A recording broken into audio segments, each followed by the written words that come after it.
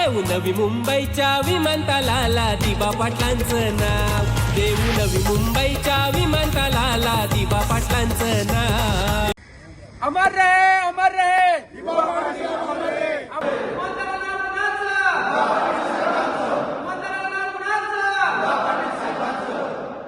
लोकनेते दिबा पाटील साहेब प्रकल्पग्रस्त सामाजिक 27 गाव समितीमार्फत नवी मुंबई आंतरराष्ट्रीय विमानतळाला दिबा पाटील विमानतळ असे नाव देण्याच्या मागणीसाठी गावागावात जनजागृती मोहीम सुरू करण्यात आली आहे। समितीच्या पुढाकाराने विविध गावांमध्ये बैठका होत असून या बैठकींना स्थानिक नागरिकांचा उत्स्फूर्त असा प्रतिसाद मिळतोय।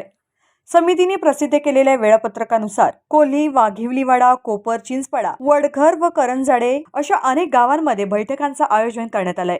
प्रत्येक ठिकाणी नागरिकांना सध्याच्या आंदोलनाची गरज, प्रकल्पग्रस्तांचे हक्क तसेच विमानतळाच्या नामांतरांचे महत्त्व पटवून सांगण्यात आलंय।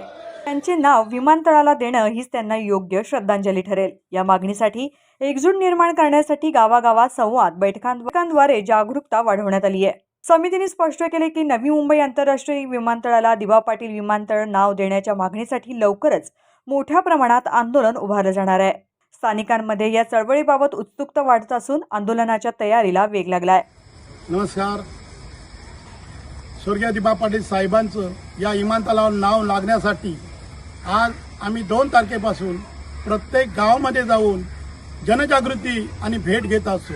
प्रत्येक गावामध्ये जाऊन ग्रामस्थ मंडळ आणि पंच कमिटी यांना विनंती करतो की येत्या 25 तारखेला विमानतळाचं उड्डाण होणार आहे, त्या अगोदर स्वर्गीय दिबा पाटील साहेबांचं या विमानतळाला नाव लागलं पाहिजे।